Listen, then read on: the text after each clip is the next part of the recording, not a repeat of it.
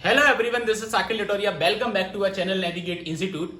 Previous lecture में हमने construction material एक नया सब्जेक्ट स्टार्ट किया था। जैसा कि आपको फिर से बता दूं कि एमपीपीएससी असिस्टेंट इंजीनियर जो आपका कंस्ट्रक्शन प्लानिंग एंड मैनेजमेंट वाला सब्जेक्ट है, उसके अंदर एक टॉपिक उन्होंने ऐड किया है कंस्ट्रक्शन मटेरियल। मैंने प्रीवियस लेक्चर में आपको बताया था कि कंस्ट्रक्शन मटेरियल में हमें क्या क्या कवर करना है, क्या क्या प्रिपेयर करना है एग्जाम पॉइंट ऑफ व्यू से। और मैंने कहा था कि हम नेक्स्ट लेक्चर में सीमेंट को स्टार्ट करेंगे, लेकिन आप जानते हो कि किसी भी मटेरियल को फील्ड पर यूज करने के पहले मुझे उस मटेरियल की कैरेक्टरिस्टिक्स के बारे में पता होना चाहिए, साथ ही साथ उस मटेरियल की प्रॉपर्टी के बारे में मुझे पता होना चाहिए। अगर आपको कैरेक्टरिस्टिक्स और प्रॉपर्टी का नॉलेज है इंजीनियरिंग मटेरियल जो आप अप्लाई करने वाले हो अपने फील्ड कंस्ट्रक्शन में, तो आप एक स्ट्रक्चर को इकोनॉमिकल बना सकते हो। तो आज के लेक्चर में हम पर्टिकुलर मटेरियल को स्टार्ट करने के पहले हम उसकी कैरेक्टरिस्टिक्स और उसकी प्रॉपर्टी के बारे में समझने वाले हैं। तो चलिए शुरू करते हैं।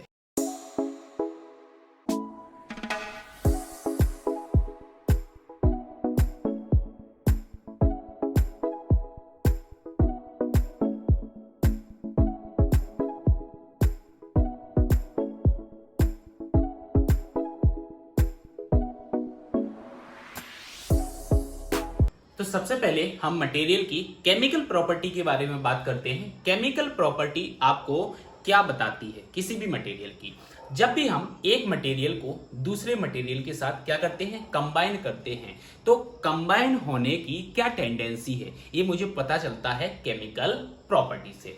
केमिकल प्रॉपर्टी में क्या क्या इंक्लूड होता है, जैसे कि हमने इन दो मटेरियल्स को कंबाइन किया तो एक दूसरे के साथ इसकी क्या रिएक्टिविटी है, सेकंड एक दूसरे के साथ इसकी क्या सॉल्युबिलिटी है, और एक दूसरे के साथ इनका क्या इफेक्ट है, like corrosion, chemical composition and acidity और एल्कलिटी। ये सारी की सारी चीजें मुझे केमिकल प्रॉपर्टी में पता चलती हैं। तो आइए बोर्ड पर हम इसकी डेफिनेशन देखते हैं। केमिकल प्रॉपर्टी की मैं बात कर रहा हूं तो सबसे पहले मैंने आपको बोला था कि केमिकल प्रॉपर्टी जो आपको होता है वो क्या सजेस्ट करता है, suggest the tendency of material to combine with other substance. यही मैंने बोला था कि जब भी हम दो मटेरियल्स को क्या करते हैं, ऐड करते हैं, ये दो मटेरियल हैं इनको ऐड करेंगे तो क्या टेंडेंसी है कंबाइन होने की, ये मुझे सजेस्ट करेगा केमिकल प्रॉपर्टी। इसके अंदर अगर देखा जाए तो हम क्या देख रहे थे, एक तो रिएक्टिविटी की मैंने बात की थी, नेक्स्ट सॉल्युबिलिटी क्या है और इफेक्ट क्या है एक दूसरे के साथ, like corrosion, chemical composition, acidity and alkalinity. ये मुझे पता चल रहा है केमिकल प्रॉपर्टी ऑफ मटेरियल से। ठीक है, नेक्स्ट हम प्रॉपर्टी की बात करते हैं। तो नेक्स्ट हम बात कर रहे हैं इलेक्ट्रिकल प्रॉपर्टी। किसी भी मटेरियल की इलेक्ट्रिकल प्रॉपर्टी की अगर मैं बात करूं तो इलेक्ट्रिकल प्रॉपर्टी क्या बताएगी आपको, ability of material to resist the flow of an electric current.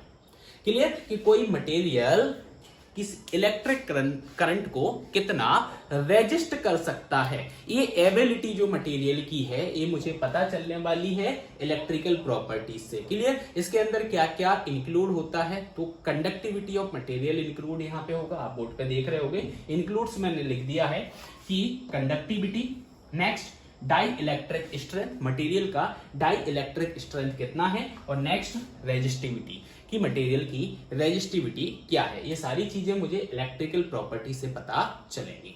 Next हम देखते हैं मैग्नेटिक प्रॉपर्टी। तो आपको पता है मैग्नेटिक प्रॉपर्टी मतलब क्या, एक मटेरियल जो आपका है, मटेरियल का एक दूसरे से अट्रैक्शन, मैग्नेटिक प्रॉपर्टी की बात कर रहे हैं। तो इसके अंदर मैग्नेटिक प्रॉपर्टी की अगर मैं बात करूं तो देखो, जैसे कि परमेबिलिटी की अगर मैं बात कर रहा हूं या फिर हाई स्ट्रेसेस की बात कर रहा हूं एंड कोर्सिव फोर्स की मैं बात कर रहा हूं, तो ये सारी की सारी चीजें मुझे मैग्नेटिक प्रॉपर्टी से पता चलने वाली है। क्लियर, ये मैग्नेटिक प्रॉपर्टी मुझे कब रिक्वायर्ड होती है, तो ये भी मैंने रेड कलर से यहाँ पे लिख दिया है, required for when used for generator और ट्रांसफार्मर। जब हम मटेरियल को या तो जनरेटर हम बना रहे हैं या फिर एक ट्रांसफार्मर हम बना रहे हैं, तो उस टाइम मुझे उसकी मैग्नेटिक प्रॉपर्टी का नॉलेज होना चाहिए। तो नेक्स्ट हमारी प्रॉपर्टी है ऑप्टिकल प्रॉपर्टी। ऑप्टिकल प्रॉपर्टी के बारे में अगर हम समझे तो जब हम किसी मटेरियल को ऑप्टिकल वर्क में यूज करते हैं तो ऑप्टिकल प्रॉपर्टी का आपको नॉलेज होना चाहिए। अब ऑप्टिकल प्रॉपर्टी में कौन कौन सी प्रॉपर्टी की हम यहाँ पे बात करेंगे, जैसे लाइट की हम बात करेंगे, ट्रांसमिशन की हम बात करेंगे, नेक्स्ट हमारा रहेगा रिफ्रैक्टिव इंडेक्स। रिफ्रैक्टिव इंडेक्स आपको पता होना चाहिए। जब भी आप ऑप्टिकल वर्क में यूज कर रहे हो किसी भी इंजीनियरिंग मटेरियल को। क्लियर। नेक्स्ट हम बात करेंगे रिफ्लेक्टेड की, ठीक है, कि मटेरियल कितना रिफ्लेक्ट होगा। तो ये सारी की सारी हमारी ऑप्टिकल प्रॉपर्टी के अंदर आती है। जैसा कि आप बोर्ड पे देख रहे हो कि ऑप्टिकल प्रॉपर्टी में मैंने लिखा हुआ है कि when material is to be used for the optical work, जब हम मटेरियल को ऑप्टिकल वर्क में यूज करते हैं तो the knowledge of optical property like colour, ठीक है, कलर हो गया, light, transmission, refractive index, reflectivity, ठीक है, ये हमारी प्रॉपर्टी हो गई है। क्लियर। इट्स नेसेसरी, ये नेसेसरी है, आपको पता होना चाहिए। क्लियर। अब देखो ऑप्टिकल प्रॉपर्टी का नॉलेज हमें क्यों होना चाहिए। क्लियर। तो देखो व्हेन लाइट, जब आपकी जो लाइट होती है जब दूसरे मटेरियल से स्ट्राइक करती है तो वेरियस टाइप की इफेक्ट यहाँ पे निकलते हैं, अलग अलग टाइप के इफेक्ट निकलेंगे। आपने देखा होगा जनरली जो लाइट होती है, आप जनरली घर में बल्ब ही देखते हो, तो बल्ब की जो लाइट है दूसरे मटेरियल पे जब पड़ती है तो बहुत सारे इफेक्ट यहाँ पे निकलते हैं। क्लियर। अब इफेक्ट की अगर मैं बात करूं तो जैसे इफेक्ट में क्या होगा, रिफ्रैक्ट करेगी लाइट, या फिर रिफ्लेक्ट करेगी, या फिर स्कैटर्ड हो जाएगी, या फिर एब्जॉर्ब्ड हो जाएगी। क्लियर। ये सारी के सारी क्या है, इफेक्ट हैं आपके लाइट के। तो ये प्रॉपर्टी हम इसलिए पढ़ रहे हैं कि भाई इस लाइट के द्वारा जो इफेक्ट यहाँ पे क्रिएट हुए हैं उन इफेक्ट को आप कैसे कंट्रोल कर सको। क्लियर। कंट्रोल कैसे कर सकते हो, ये सारी की सारी चीजें अपने को ऑप्टिकल प्रॉपर्टी से पता चलेंगी। क्लियर। तो ये हमारी मटेरियल की ऑप्टिकल प्रॉपर्टी हो गई है। नेक्स्ट हम बात करते हैं मैकेनिकल प्रॉपर्टी की। क्लियर। तो जब भी हम मटेरियल के ऊपर एक एक्सटर्नल फोर्स अप्लाई करते हैं, जैसे ये आपका मटेरियल है, इसके ऊपर मैंने क्या किया, ये एक्सटर्नल फोर्स अप्लाई किया। जब एक्सटर्नल फोर्स को मैंने अप्लाई किया तो इस मटेरियल के बिहेवियर में क्या चेंजेस आया, ये मुझे कहां से पता चलेगा, ये मैकेनिकल प्रॉपर्टी से पता चलेगा। क्लियर। तो मैकेनिकल प्रॉपर्टी मैंने लिखा है कि the behaviour of materials when external force are applied are included in these property. ये किस प्रॉपर्टी में इंक्लूड किया गया है, मैकेनिकल प्रॉपर्टी में इंक्लूड किया है। कुछ इंपोर्टेंट मैकेनिकल प्रॉपर्टी की मैं बात करूं तो आप स्ट्रेंथ ऑफ मटेरियल सब्जेक्ट पढ़ते हो, वहां पे आपने ये सारी की सारी मैकेनिकल प्रॉपर्टी देखी होगी, जैसे कि इलास्टिसिटी, प्लास्टिसिटी, मटेरियल की स्ट्रेंथ, टफनेस, हार्डनेस। क्लियर। ये लिखी हुई है मैंने सारी, यहाँ पे कुछ इंपोर्टेंट प्रॉपर्टी लिखी है, जैसे elasticity, hardness, plasticity, strength and toughness. और भी होती है, आपने सॉम में ये सारी चीजें डिटेल में पढ़ी होंगी। क्लियर। अभी हम जनरल समझ रहे हैं कि किसी भी मटेरियल को यूज करने के पहले कौन कौन सी प्रॉपर्टी का अपने को नॉलेज होना चाहिए। क्लियर। ये सारी चीजें हमारी डिटेल में पढ़ी हुई है सॉम में, ठीक है। नेक्स्ट हम बात करने वाले हैं थर्मल प्रॉपर्टी के बारे में। थर्मल प्रॉपर्टी से आपको क्या पता चलेगा, जब भी थर्मल चेंज होता है तो आपका मटेरियल कैसे रिस्पॉन्स कर रहा है, मटेरियल के बिहेवियर में क्या चेंज आया है, ये सारी चीजें आपको थर्मल प्रॉपर्टी से पता चलेंगी। अब थर्मल प्रॉपर्टी में क्या क्या चीजें इंक्लूड की गई हैं, देखो, जैसे कि मटेरियल की स्पेसिफिक हीट की बात की जाए, मटेरियल का थर्मल एक्सपांशन क्या होता है, ठीक है, कंडक्टिविटी की बात की जाए, तो ये आपकी थर्मल प्रॉपर्टी है। ये आपको बहुत ज्यादा हेल्प करेंगी जब भी थर्मल चेंज आपका होगा। क्लियर। तो इस थर्मल चेंज के अगेंस्ट आपका मटेरियल कैसे रिस्पॉन्ड कर रहा है, ये आपको थर्मल प्रॉपर्टी से पता चलेगा। क्लियर। तो ये बहुत ज्यादा हेल्पफुल है आपकी प्रॉपर्टी, थर्मल प्रॉपर्टी, ठीक है। नेक्स्ट हम बात करते हैं, नेक्स्ट हमारी प्रॉपर्टी है टेक्नोलॉजी प्रॉपर्टी। अब आप सोच रहे होगे सर टेक्नोलॉजी प्रॉपर्टी क्या होती है। क्लियर। तो ये जनरली टेक्नोलॉजी प्रॉपर्टी जो होती है ये आपकी मेटल्स के लिए होती है और अलॉय के लिए होती है। क्लियर। अब देखो मेटल हुआ या अलॉय हुआ तो आप इसको पर्टिकुलर एक शेप में बनाते हो, मटेरियल क्या करते हो, मेटल लिया उसको एक पर्टिकुलर शेप आप देते हो। क्लियर। तो पर्टिकुलर शेप देने के लिए क्या कर रहे हो आप, उसको हैमरिंग कर रहे हो, ठोक रहे हो, पीट रहे हो। क्लियर। तो यहाँ पे वही मैंने बोला कि the property of metal and alloy which have a bearing on their processing और application.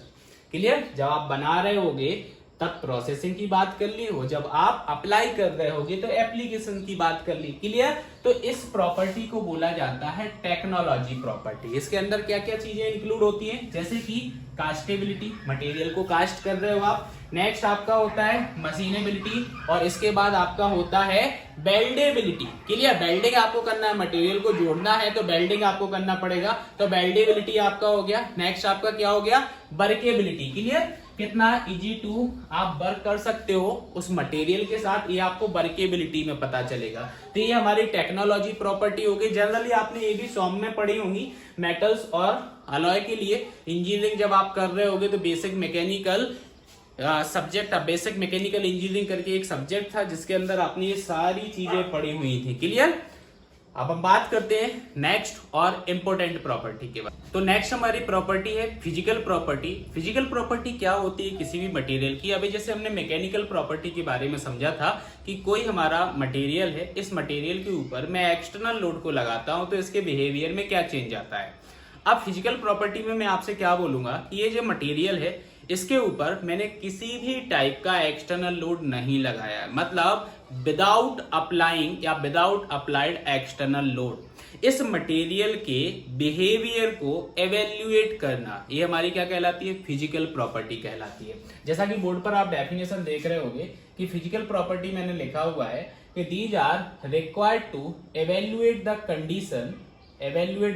Condition of the material, clear, without any external force acting on it। मतलब इस मटेरियल पे किसी भी टाइप का एक्सटर्नल फोर्स एक्ट नहीं है।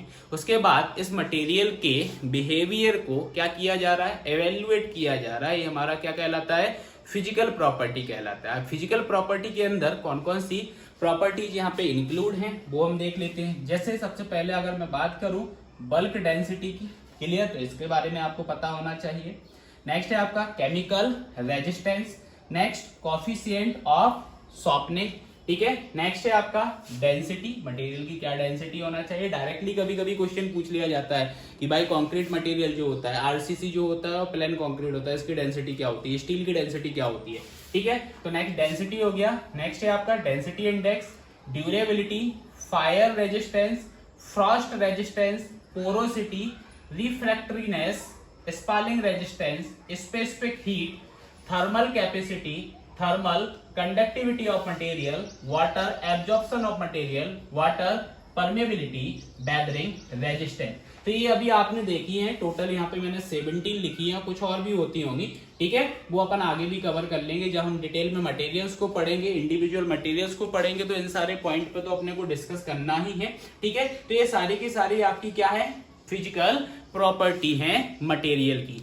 अब अगर आप एक कंस्ट्रक्शन इंजीनियर हो, क्लियर, आप क्या हो? एक कंस्ट्रक्शन इंजीनियर हो, तो आपको इन जितनी भी प्रॉपर्टी हमने पढ़ी हुई हैं इनमें से 2 प्रॉपर्टी तो आपको पता ही होना चाहिए। वो 2 वेरी इंपोर्टेंट प्रॉपर्टी कौन कौन सी है? एक तो है हमारी फिजिकल प्रॉपर्टी जो हमने अभी पढ़ा है, इसके बारे में तो आपको पता होना ही चाहिए। नेक्स्ट जो सेकेंड आपका है वो है मैकेनिकल प्रॉपर्टी, ठीक है। नेक्स्ट आपका क्या है? Mechanical property. तो मैकेनिकल प्रॉपर्टीज ऑफ मटेरियल और फिजिकल प्रॉपर्टीज ऑफ मटेरियल आपको पता होना चाहिए अगर आप एक कंस्ट्रक्शन इंजीनियर हो तो। क्लियर? वेरी इंपॉर्टेंट ये दोनों हैं।